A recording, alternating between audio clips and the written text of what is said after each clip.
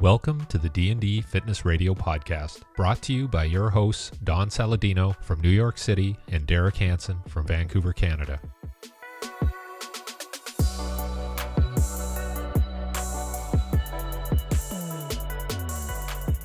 Derek, Luka, Derek. You guys are practically brothers, man. Seattle, Vancouver. I mean, it's right up there. We're neighbors, man. We're neighbors. I think the last time, we met a while ago at one of Mike Robertson's events, if I'm not mistaken. Oh, okay. Out in Indy? Yeah, out in Indy. Yeah, the last one that he did. Okay. Yeah, that was, yeah. That seems like so long ago, but it wasn't. But yeah. I know.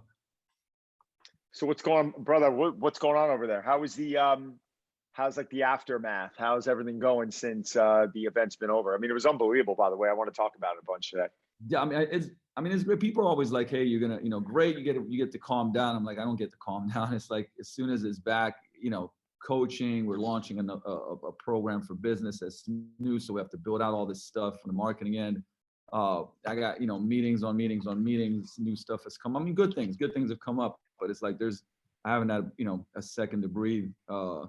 Since it was over, and still kind of like doing all the follow-up with the hotel, with all the other stuff. I mean, there's a million moving pieces, but I'm energized, man. Like it's funny because the event, even though putting it on is a ton of work, I also get the juice from it, and it's like I don't know if people think that there's a way for me to get more juice, but I can get more juice.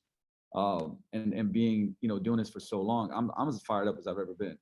I can't listen, man. I don't understand. I talk to these youngins all the time. They're like, I'm tired. And I'm like, I've been doing this for so long. I'm fucking fired up, all the time about coaching. So I don't know, like the summit helps me get re-energized because it's so many great people, great attendees. And I mean, I just end up being more on fire afterwards, it's like a catalyst for me. So. Well, listen, I mean, it was after the event I thought about, I was like, wow, that was my first event in over 2 years, because none of us were going to events. I mean, anything that we did go to was online, or if we were hosting something, it was online. It's not the same, right? Like it's not the same. And I felt it. And Derek presents a lot. And also, and I want to get his opinion, but just getting around certain people, even like Mark Menya, like I know Mark, I didn't know Mark until, this event. And just getting around, like he's got this quiet intensity to him. It's like you feel like this is rage in him that's just so positive and so good. And your boy Ferrugia, I mean, if you don't fucking love that guy, like you don't have a pulse. Like you don't have a pulse. And seeing you guys together, like I was in the back just kind of hopping around, and like it almost looked like I was just pumping myself with caffeine because I just got so energized from the energy. And you get on the plane to fly back and you almost can't sleep because you're just pumped up and you're thinking about, all right, what are we doing Monday? What are we implementing? Oh, you know what? Maybe I haven't been running this the way I need to be running this, or maybe I can up my game a little bit, or man, I'm the most energetic person I know. Luka's pushing me a little bit now. Like, all right, like man, like, and you get around these people. It's not a competition, but you guys feed off of, you feed off of each other. And that's when you're in a good group. And I mean, the thing is, and it's as cliche as the cliches like really start, hopefully people get brainwashed by the damn cliches that we keep bringing up, right? But the who you surround yourself with. But I know when I'm around people, I'm around you guys, I'm around Mark and Jay, and I'm around Jay a ton, obviously. But it's like, I'll spot things that like you do so well, and I'm like, man, like I got to work on that a little bit. But it's very, it's not this negative, competitive, oh no, he's better than me type of thing. It's actually an inspiring, let me go work on it, and this curiosity. For a while I was in this phase of I got to learn everything, I got to be the best. I got to constantly, and it was actually creating anxiety in my life, right? And then at one point in time, through I would say a lot of things that happen as you go through your career in life, and marriages and divorces and crazy things that happen, you learn along the way, hopefully through pain. And I just started being like, I'll never learn it all, but I just started getting very curious about things, right? So now it's almost like this childlike curiosity where I'm like, man, like, oh, that person does this, and then talk to them. Hey, where'd you get that? How'd you learn it? Oh, this book. I went to this course, or let me tell you a little bit about it. Boom, I'm taking notes, right? I'm going back home, I ordered a book, I get to the course, like I'm on it, and it's just rather than it being stressful, it's actually exciting. You know, it's kind of like, it's like, I think about when I started, started in the industry, and I transitioned from pro basketball, and I'd already been a geek about strength training, but and performance. But when I transitioned, and it's like, I'd study 4 hours a day. I'm reading everything everywhere that I could find.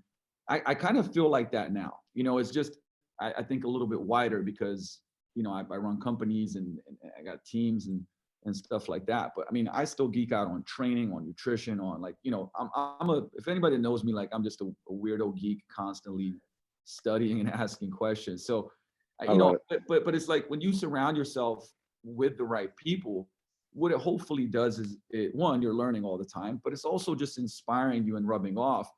And, having people in my life, for instance, like Jay, we're very, every time we speak together, he'll be like, hey man, like you did this great, next talk, like work on this, you could have done that. And it's just like, iron sharpens iron, man. And if you can open yourself up to that when somebody gives you, not that I would say like, JB, who's a good friend of mine, John Berardi, I would say like, hey, don't accept feedback, but like aggressively seek it out. And that's one of the things that I started doing was like, hey, and then people sometimes are like reluctant to that. It's like, no, please tell me, like, what are some things that I, could have been better? Yeah, tell me things that I did well too, but tell me some things that you feel I could have done better.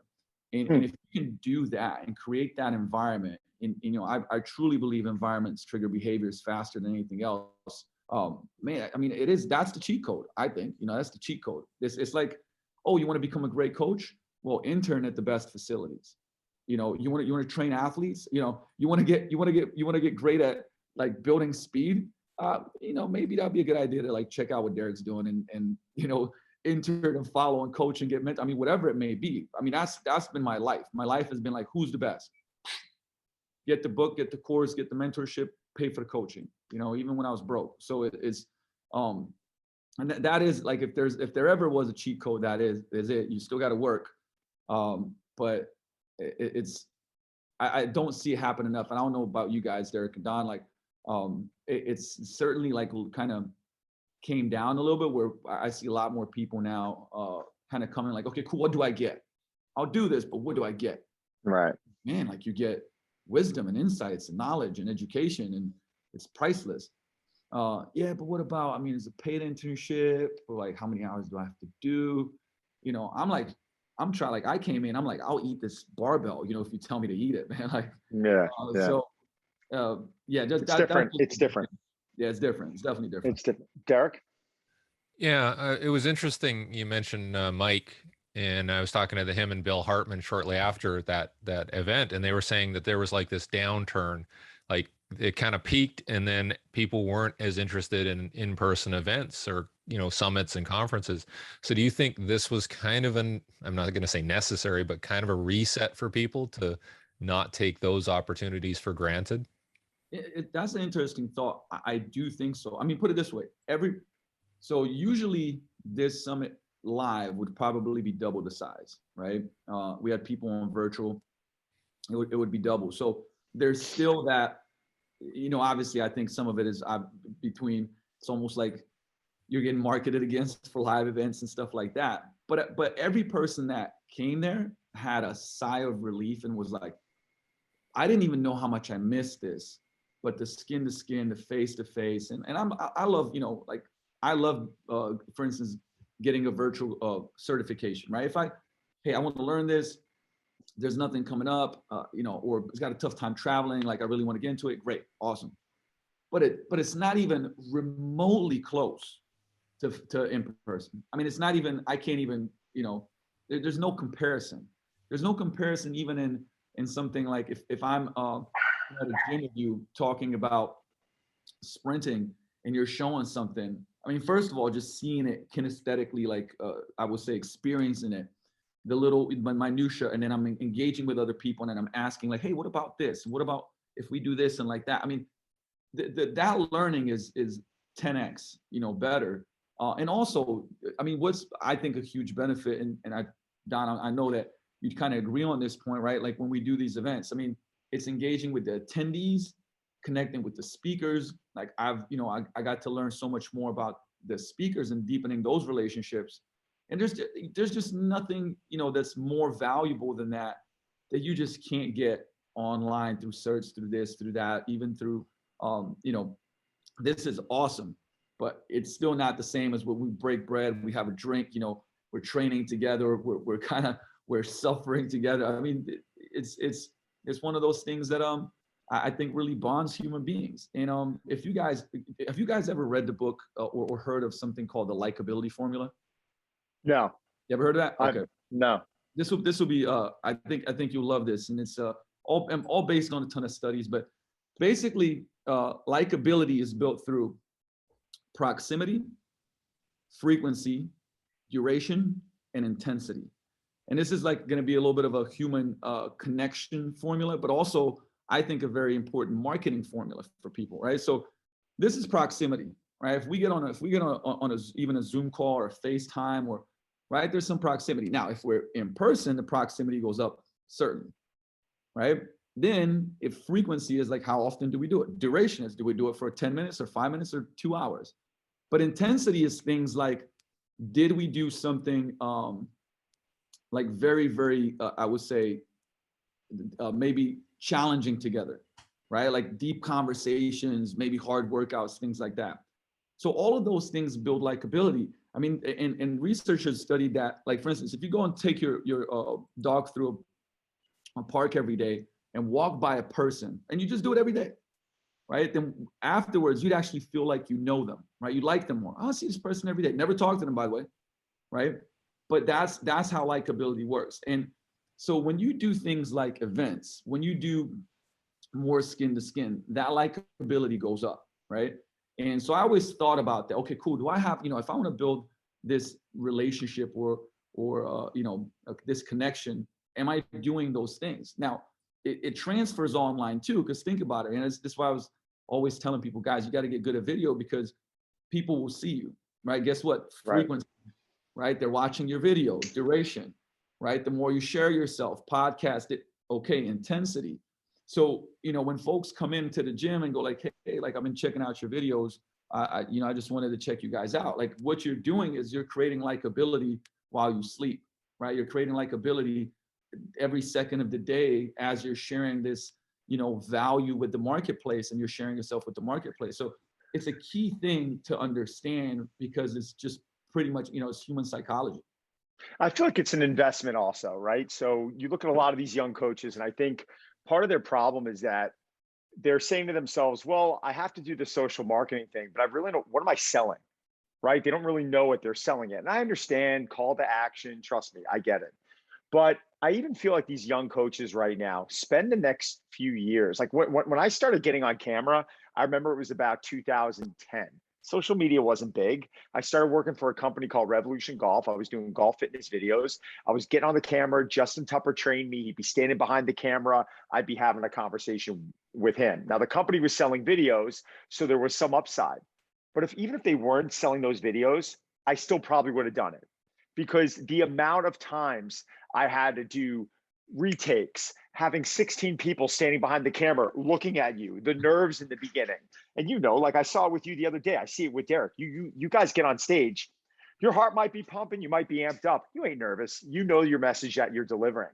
And you said it early on. The big problem that I'm having is everyone is always saying, where's my call to action? What is the best way to scale? I'm like, yeah, I get it. You will get there, but you got to establish that sense of community. You got to establish that sense of touch. And I felt that again this weekend for the first time in a while. Now I feel it on camera, I feel it on Zooms, but when you get around people and you see them jumping up and down or applauding, or you actually shake their hand or hug them, or a woman gets emotional with you because of the message that you sent, it just touches you a little bit differently. And I don't think as big as this social thing is now, and the Zooms and what you did a few weekends ago, it ain't ever going to go away, and we still need it. Yeah, 100%. I legitimately think that it helps. I always said, man, how do you get better at this, right? And if you're a coach or a gym owner or anybody that does, face-to-face stuff, I've always been a fan. I say, how did you get good at speaking? Well, I would just speak at my own gym, right? and it would be clunky and whatever, but I put on seminars. But that was a skin to skin thing because you get feedback, right? I mean, afterwards, people talk to you, you can film yourself and like, oh my God, I'm saying all the time. I'm doing this, I'm doing that. And it's one of the best because you're becoming a better communicator. So you want to be a better coach, become a better communicator.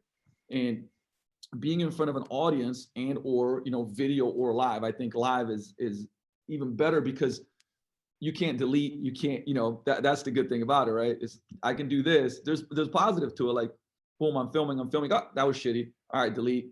In front of an audience, it's like, it's what I got. So you got to prepare, so you got to learn skills like preparation, right? You have to learn skills like dealing sometimes with messing up and being able to get back on track, like real life stuff. You get the feedback from seeing the audience, the body language, like, I don't know what he's saying. Maybe I got to explain it different. And it's it's icky. It's not smooth. It's like the Dave Tate thing, right? Shit suck, good, great. Sometimes it'll be shit at first, and it's like you work on it and then it just sucks. And you'll get there. But it's the process that people want to skip nowadays. I think that's what it is. It's like, well, listen, what course can I pick up and become a great on video? And and it's like, yo, it's gonna be like time and hours. And I feel like when you're in this setting of people, I think it just accelerates it because you get so many different conversations, like the skin to skin stuff, right? Like you probably spoke, I guarantee you, just about everybody came up to you at some point in time. So you had 100, 10, 20 people come up to you and talk to you a little bit like, man, Don, I love this. I watched this. And so you're learning, what people are basically reacting and responding to well, right? And it's just a constant cooker, I think, a cooker of development. And what I think is that people don't want to put themselves in a pressure cooker anymore, and it's like, but it's where the good stuff happens. You know what I mean? It's like where the most delicious meals get made. But you want to stay out of the pressure cook. You want to fucking microwave the meals, man. And you're not gonna see, any chef's table stuff coming out of the microwave, buddy. You know what I mean? So no, I hear you. You got to get into the pressure cooker. It's like stand-up comedy, right? You know how these guys go to work the clubs and they try out their jokes at some small club where nobody will ever see it until they get the timing down and the delivery and everything. And then when you see them finally on HBO or whatever, everything is just smooth and just, clean, right? And I think that's the way you're talking about is you need the reps, right? You need to do the reps and figure things out.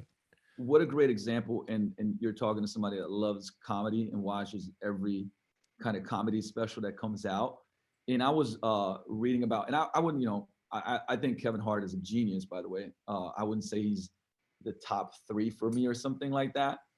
But I was reading about, how he gets these like comedy specials done. And like he will do a year and a half of going to small venues, right? A year and a half of going to small venues to make an hour-long Netflix special, right? And he saying like when he does those, a lot of like in that year and a half, 80 to 90% of the stuff is whack. It's like it's not even, people won't even laugh at it.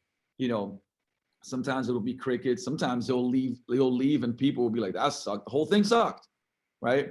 And this is Kevin Hart, who's been in the game for I don't know how long, probably makes $20 million a movie now, whatever else. So if you got a guy like that after all of this time that will go for a year and a half and hear crickets to 80% of the stuff that he's saying so that he can make, gather all the jokes that are great and put them into one like Netflix documentary for whatever an hour. Don't tell me that you can't spend, your time developing your craft at being a coach, because people say this coach word, and I don't like, listen, me, I stand very strong on this. Now you have a lot of folks that have these different opinions, and they're like, no, I think you can get online and coach people really well, no coaching after a couple of years. I'm like, no, you can't. That's absolutely absurd to even believe that. I think that I think that 5 years is not a lot if you ask me, and if personally, I think that even if you're doing online coaching, you should always be coaching people in person, even if it's just a couple You hours. have to. I'm going to jump in. You have to. There is something I say out there. There are influencers there are trainers and there are coaches. We know who the influencers are, right? The coaches are the ones I feel like that can really connect and hear. The trainers are the ones that can connect, more from Yeah. oh, I understand anatomy, kinesiology, how the body moves, et cetera, yada, yada, yada. There's a few of us out there that it kind of meets in the middle. And I think that's when you have something special, but that's not going to come from doing things online. It's just not. I will bet my home, my life, it will not come from even putting 2 or 3 years into this. You need to do mentorship programs. You need to go work at facilities. Remember, I was talking about cleaning up weights. You need to see you need to get smacked a little bit too. You need to feel like what it's like to, have someone abuse you a little bit at a young age. These are the things that I think you need to go through. And the one word I'm going to jump on right now is feedback, right? When you said Farouj and you, I'll never forget one time. It was one of my first talks I gave. I think it was 7 years ago. Boyle comes to it. Mike Boyle sitting in the crowd. And I'm like, Boyle's like, I first off, I love him. I mean, he's like one of my mentors, one of my friends. And he comes up to me after and he goes, nice job. I said, thanks, Mike. I said, what'd you think? He goes, no, I think he did good. I go, Mike, what'd you think? And I smiled at him and he just said, meet me after the Q&A. Let's go grab a beer. I said, all right. So him and I went down to a bar. We started sucking down Bud Lights. And he's like, shakes his head. He's like, did some stuff right. Let me tell you what I think you can improve on. I'm like, thank you. And I just sat there with like saliva coming down my freaking mouth. I was like, Mike Boyle's giving me, he's like, you need more nuts and bolts. You need more than this. He went, I'm too much. And it was like, I was sitting there and like absorbing. And I had such a nice feeling. I felt like I was able to connect with him so much better than going up to him being like, I love your book. Thanks for being a big influence on me. Like for him to sit down and actually hit me with some bullets here and there and know that I was welcoming to it made me better. It made me a better person. People don't want to hear that. And a lot of people out there aren't going to give that type of criticism that you and Farouj give each other. That's why you have a real friend over there. But imagine, this is what I try to like show people is like, imagine if you weren't open to that and he didn't give you that feedback. And then you go and do another 3 to 4 different talks or 5 talks. Just keep sucking over and over. But what you end up doing is ingraining. I think it was Craig Weller that told this story that he was surfing for years, right? You know how people say like, hey, just keep working on it, keep working on it, keep working on it. Well, but the thing is, what if you're reinforcing really, really shitty behaviors? I mean, you see that stuff in movement, right? You see that stuff in running and in sprinting. And it's like, he said, I was surfing for years and years and years. And I got to a point where I just didn't get better. And then I went to this surfing camp for a week. And in 1 week, I got better than like 6 years of surfing because there was feedback. And he's like, what I was doing is I was reinforcing really bad behaviors that just created a ceiling to my progress, right? So sometimes, it's like, you probably heard this before. Well, I've been doing this for 12 years. And a lot of times I won't take coaches into to become coaches at Vigor if they've been around for a long time.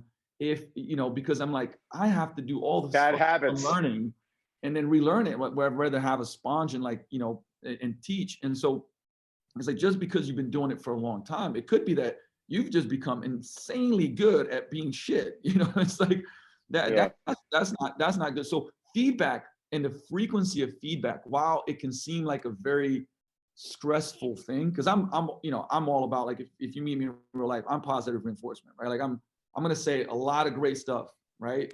Man, great job with that hinge. Oh, you're running faster today. I love the arm swing. Hey, like, man, you went up 10 pounds today, Daisy, right? Like I'm always reinforcing. Now, when you do that, obviously it leaves a lot more room to also go, hey, you open to some feedback? Yeah, I am. Great. Let's go into some specifics that we could improve on. But if you're getting feedback faster and you change, well, that's the speed up process. I get feedback, I apply it, and boom, I'm better. I'm a little better. The law of the slight edge. Whereas, if you just let it go because you're afraid of asking, somebody's afraid of telling, you're around people that are just like, yeah, everything's fucking great.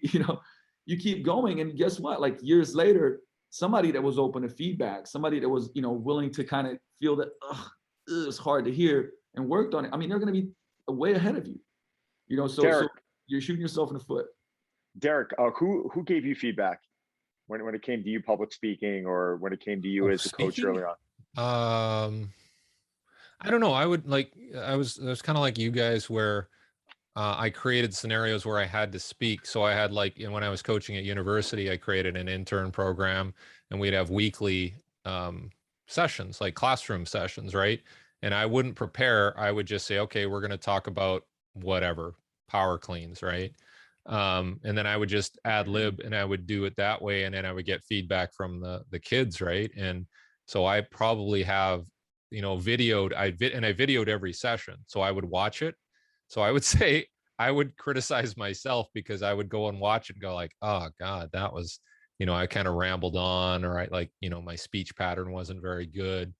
And so I would say for the most part, I would say just self-reflection was probably the most important thing, Mm. because there's not a lot, let's be honest, let's say in sports, there's not a lot of great presenters and people who, if you're in the heart of like, college sport and all that, maybe there's a few people who are really good at speaking, but it's just coaches, right? So I actually I actually learned from somebody who was an engineer. I'd worked for 5 years in an engineering firm out of school, and this guy, he took the Dale Carnegie courses and all that. And so he was the one that was actually very critical of me right away, like right out of school. And it had nothing to do with, uh, physical training or anything like that, or coaching.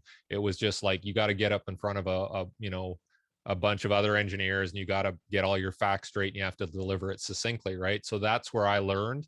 And so when I got to coaching, it was like, wow, this is a breeze, because most coaches can't do this.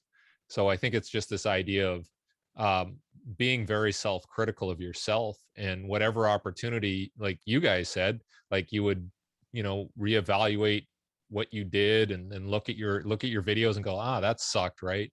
And I think that's what I've done as a coach, where like I'll go for a sprint myself now that I'm 52 years old, and I'm like, that felt awesome, and I'll look at the video like, oh my God, I look like an old man sprinting.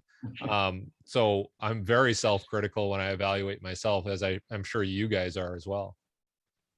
Yeah. I got a question for both of you guys, because I'm always intrigued when we have these conversations. And Mhm.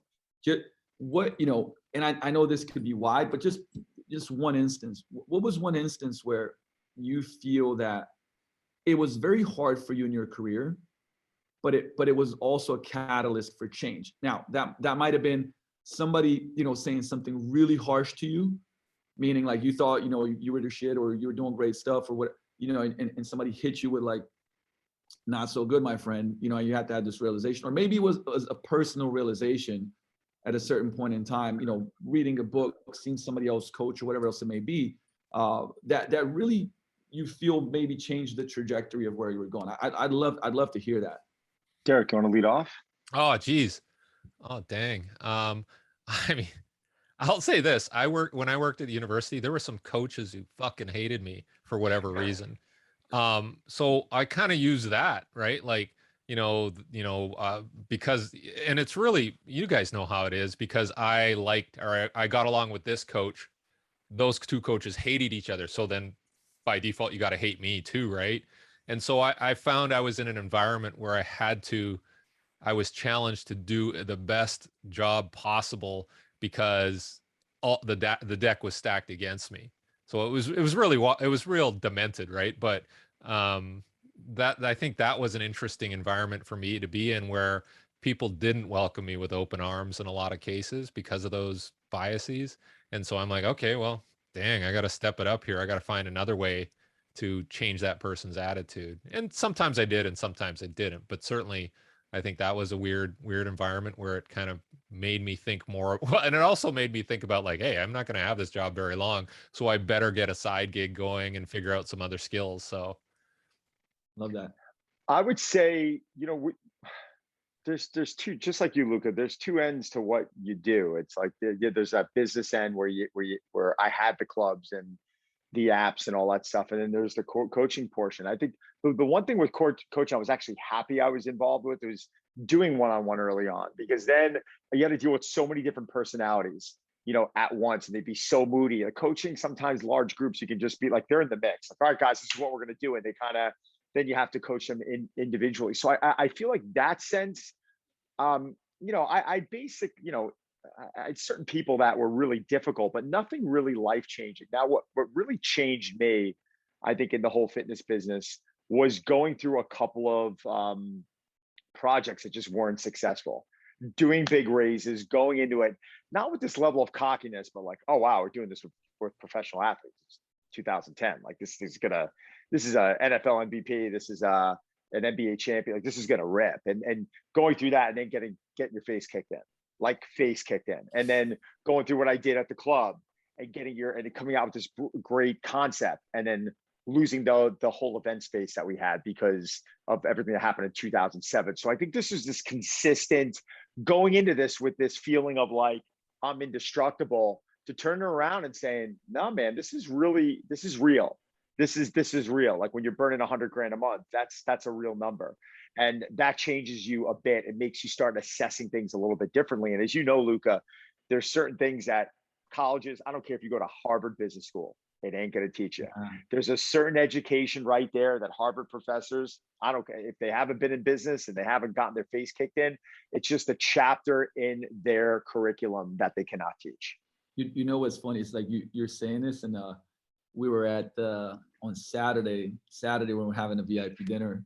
You were talking to some of the folks, and you said something. I was like, I mean, I love you, man, but I was like, I loved you even more when you said it, you know. And you're like, you know, these kids, they haven't bled enough.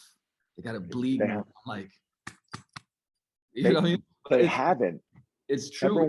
They want the instantaneous gratification. I don't think it's going to be sticky. I mean, I want to get your guys' opinion on this. I don't think if they become a one-hit wonder and they, you know, and if it's someone who has 3 million followers and they start launching product that does well, I don't think they're going to have, and I hope they do, but I think it's against them. I almost think they're not going to have that longevity because they're not putting that time in every day. And they're not building of it. Like I'm afraid of it. Like seriously.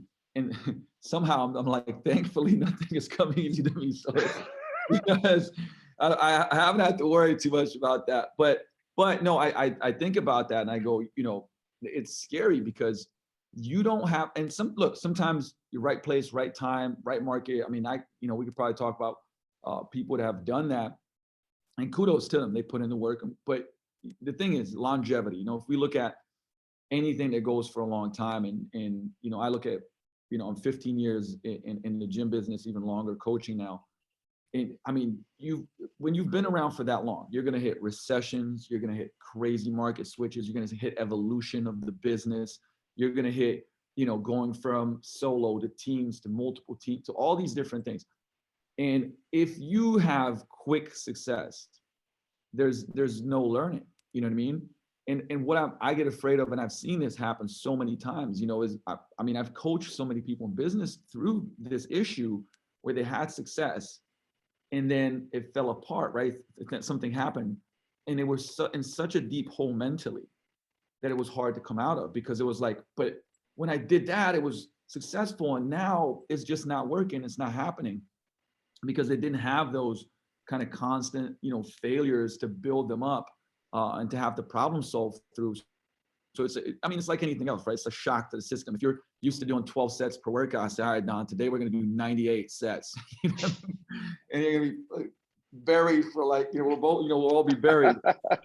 It's like, I'm going to laugh because I'm going to use an example. Like we have the pro rugby team, Seattle Seawolves in the house. And this is their off season right now completely.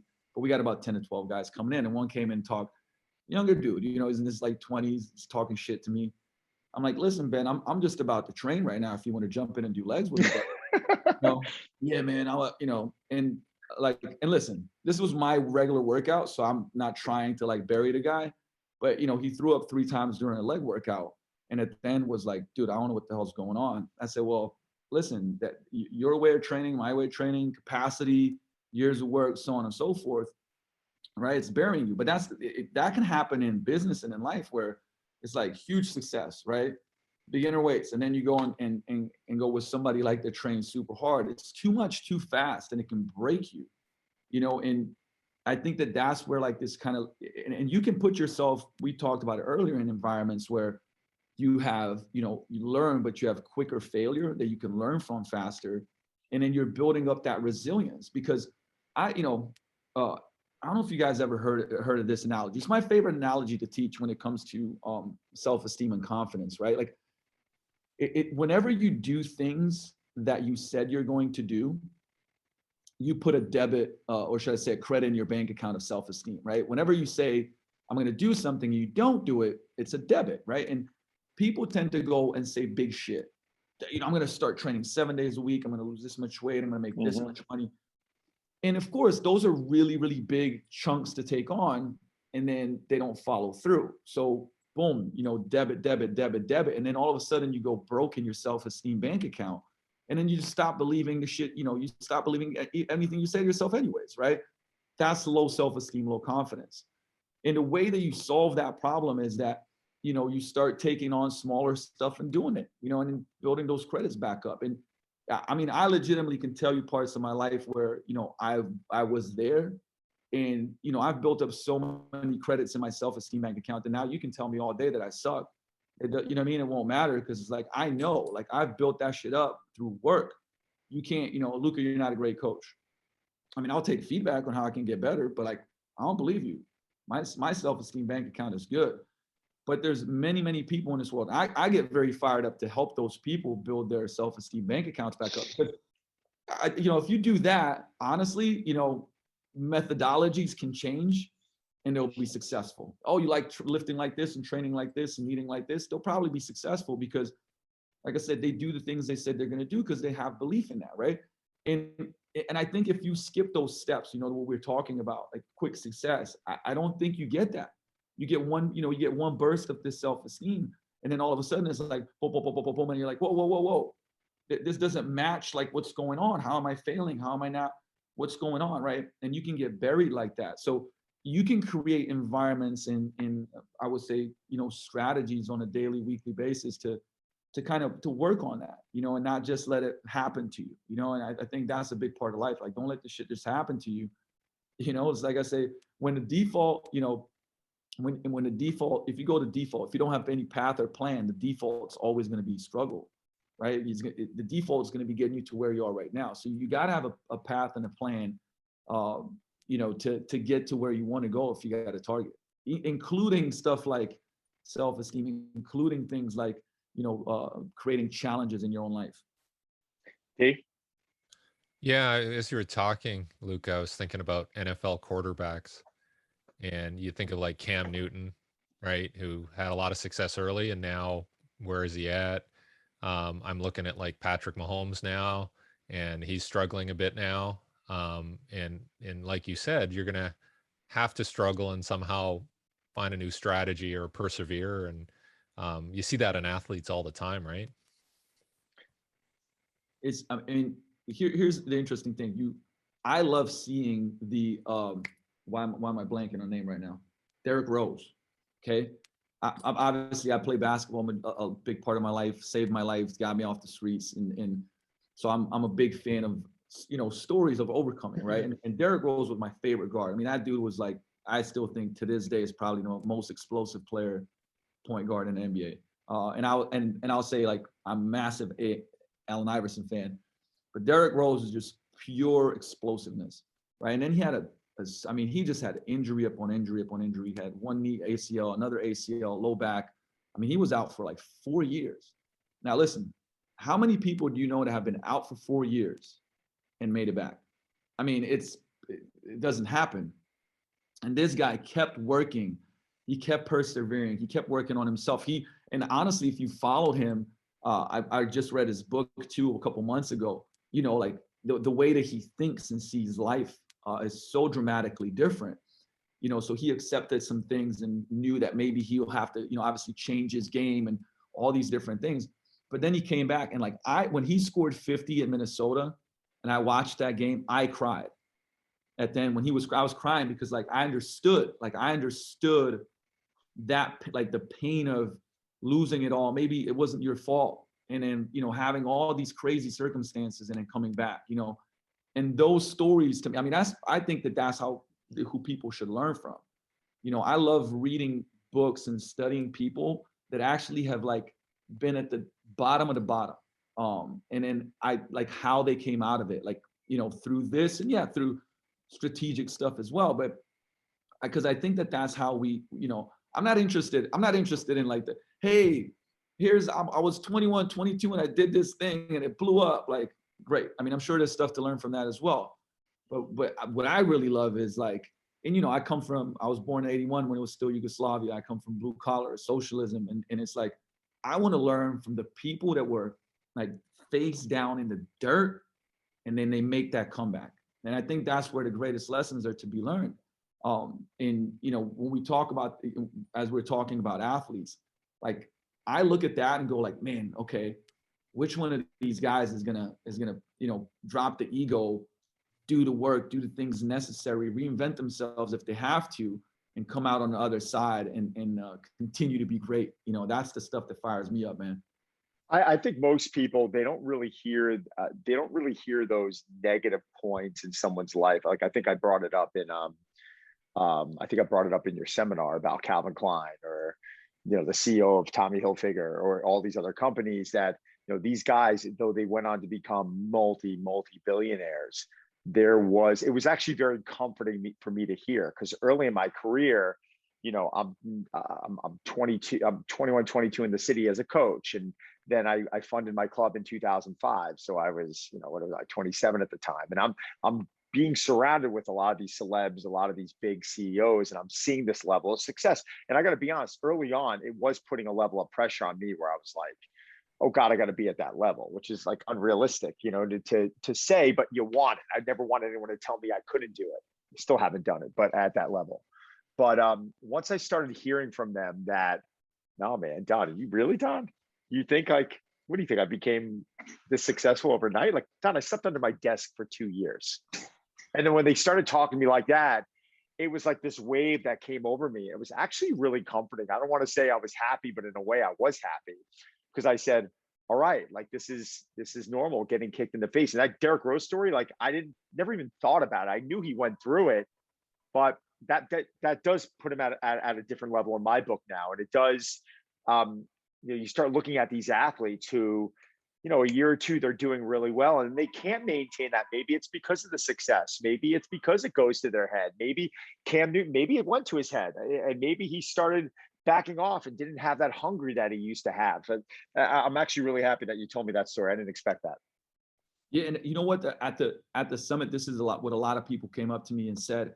I thought that the Q&A that we had at the end was the best. We've done this for 7 years. It was gold. And I think it was the best one yet. And it was gold.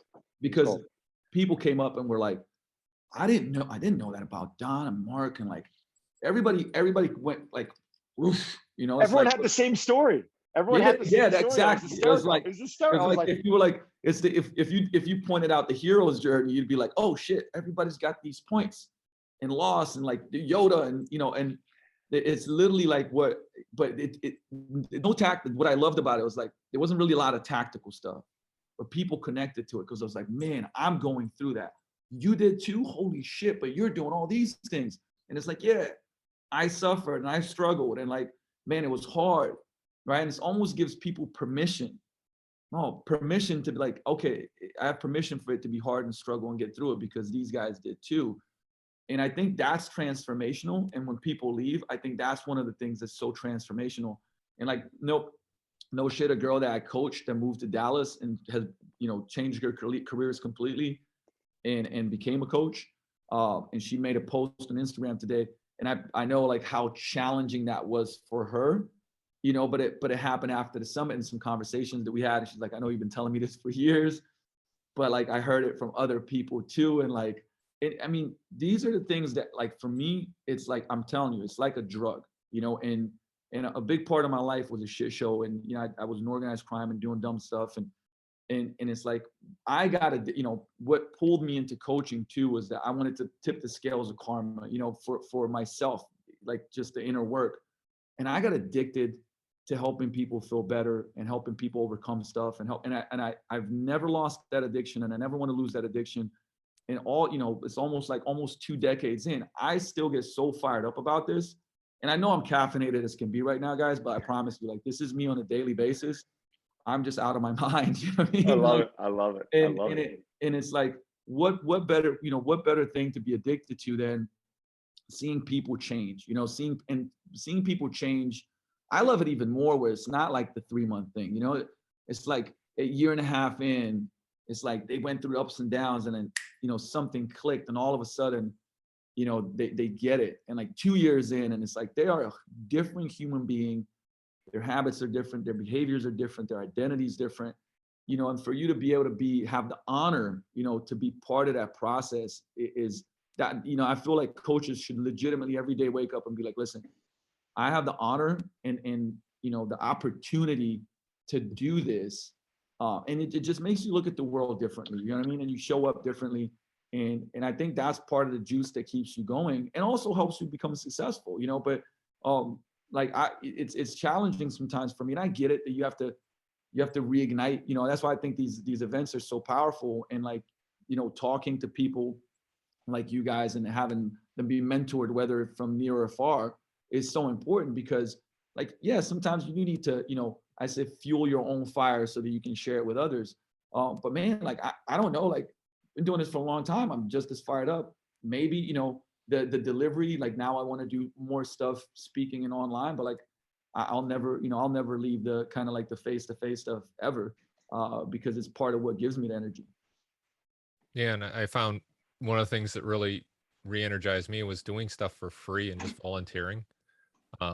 And I found I did some of my best coaching when I wasn't worried about the clock or whatever. So I don't know if you guys have similar experiences. Oh man, like I'm so glad you brought this up. So I went back. I wanted to get back to basketball in some way or another. And one of my really close friends runs the biggest basketball academy here in Seattle, called Local Hoops. And, we hoop together and this, that, the other. But ball was, basically there's two things. There's ball and fitness. But if it wasn't for basketball, I would, I probably wouldn't be alive right now. And I was so drawn back to it. And it became, so he became the head coach of the Bellevue basketball. And the whole time he was like, I want to bring in the strength and conditioning coach. And I was like, yes. He's like, okay, we're gonna have to talk to the school about payment, this, that, the other. But I've been training the kids for months for free right now.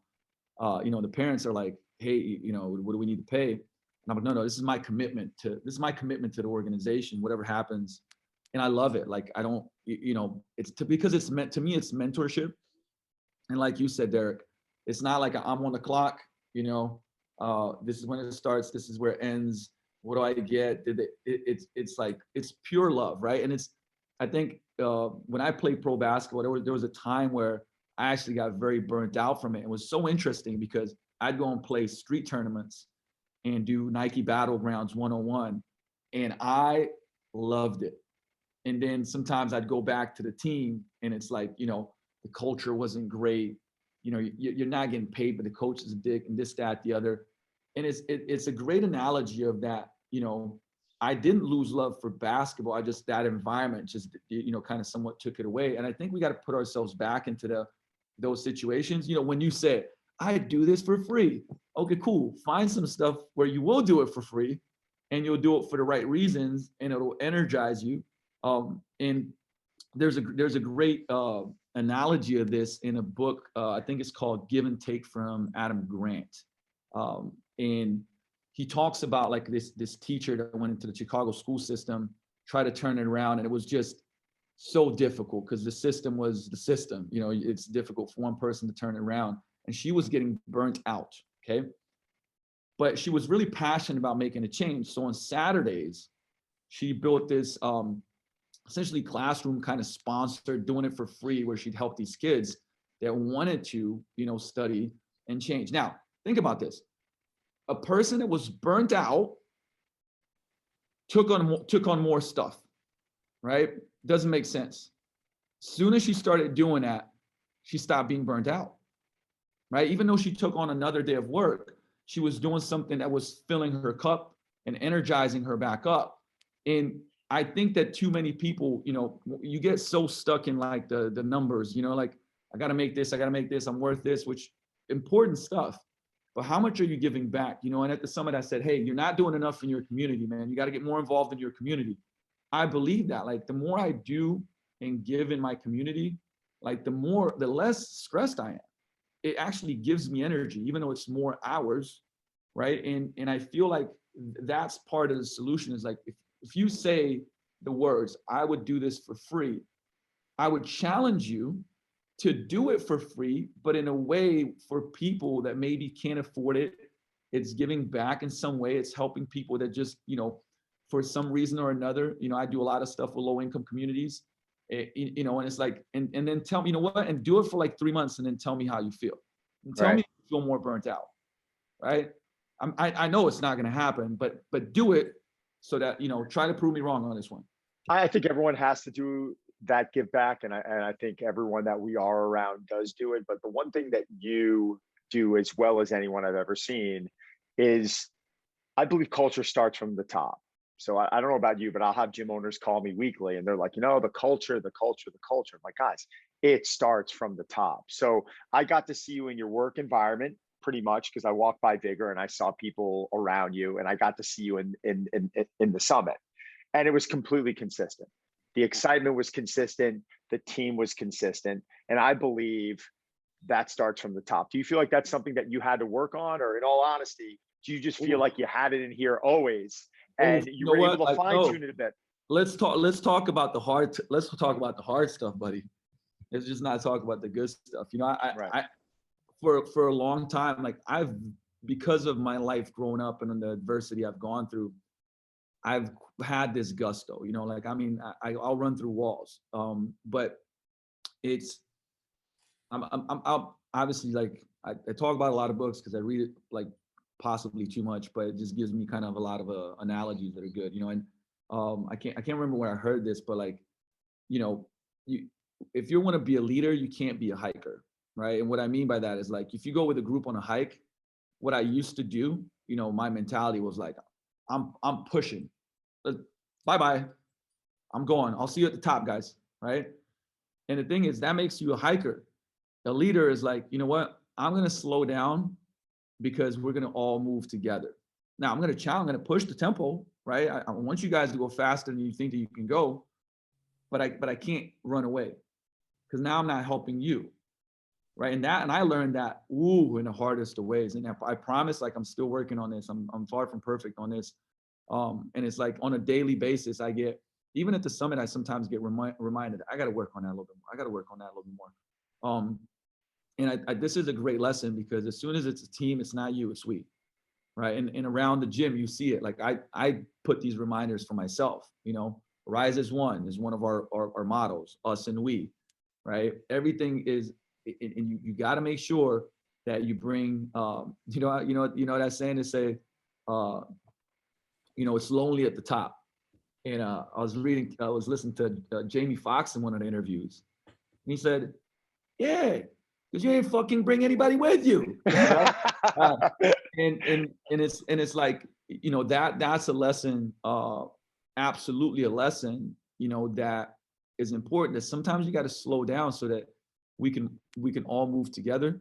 And that is hard for me. That's actually a hard thing for me because I'm just naturally a go person. And I've learned, I have learned that I actually believe that I was a great manager. Once again, blindfolders, you know what I mean? Like, I think I'm good on my best day. I'm okay on my average, right? And I've come to a realization that that's something I shouldn't be doing. There's somebody much better than that at me. I'm a technician when it comes to coaching, when it comes to content. I'm a visionary. I see stuff. I'm a dreamer, and I work towards that dream. And you got to build the team that the right way around you, where there's people better than you. There's, like, in certain instances of my life, in business, I need a boss. Luka, go the fuck home. Go home, go do this thing. You got to get me this stuff. And those are hard things, right? Because when you build stuff from scratch and it's your baby and you have these attachments and identity to it, there's a struggle letting things go. And it's also challenging, to be able to, like, for instance, I'm hustling and you guys are not hustling. That's that mentality that, like, I kind of got stuck in sometimes. And then to go, like, hold up, okay, look, we got to do this together. Like, where do you want to go? And how does that attach to the vision? And where do you want to go? Let me help you get there. So that was a big lesson, still is a big lesson, something that I'm working on. And if you and Don, because you went from, and it's like, I've had so many conversations with Mark Megna about this, is, we came from, certain backgrounds, and, like, we'll tough it out. And it's you But then all of a sudden it's not you, it's we. And when Yeah, it comes we, oh boy, does that change everything. no, One totally of the agree hardest on that. things, one of the hardest things to do, man, but worthwhile. Totally agree. Well, listen, man, we're like an hour in already. I can't even believe it. Can you just tell everyone where they can find you? Can they tell you your club's website? Guys, honestly, anyone listening to this right now, if you are in the Seattle area, you got to look. Luka, I love you, man. I seriously, you and I met only a couple of years ago, but being able to connect with you in person, hang with you, I know there's going to be a lot more great times in the future, but I'm urging anyone to just come check out what you're doing, because I really believe it's special. Tell everyone where they can find you. Thank you. First of all, I appreciate you guys for having me on. Like, it's funny, when we talked about this, Don, there's so many people that came up to me and said, like, how far back do you and Don go? I'm like, I'm kind of like, don't really want to tell you. Yeah, you don't want to tell them. It's got to be decades, right? And it's like, it's the second time we've been hanging out physically. It's Hey, like, man, what the, me and Ferrugia were talking about that. I was like, dude, like, I don't know. That felt like this guy's, I've been hanging around him for 20 years, but so I appreciate you guys for having me on. Like, I obviously I've been, following you guys, learning from you guys. So I want to just show my appreciation. It's one of the things I wanted to continue to do, is the people that I've learned from, that have helped me become the person and the coach that I am.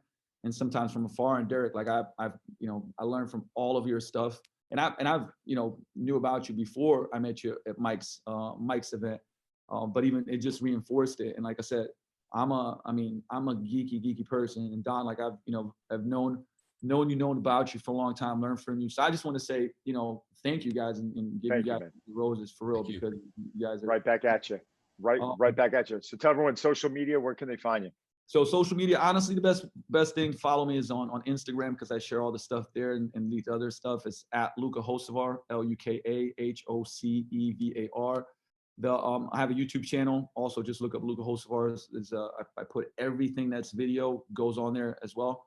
I have a podcast called A Vigor Life Podcast that I haven't done for about 3 months now, but we're gonna kick it back in gear. But it's like has hundreds of episodes, all about coaching and business, and helping, like I said, people transform. And the site for the gym is vigorgroundfitness.com, VIGOR groundfitness.com, and obviously that's my brick and mortar here in Seattle. Awesome, brother. Thanks, man. I can't wait to connect this fall, winter, man. Hopefully we see each other in person. Derek, thanks, brother. Thank you, guys.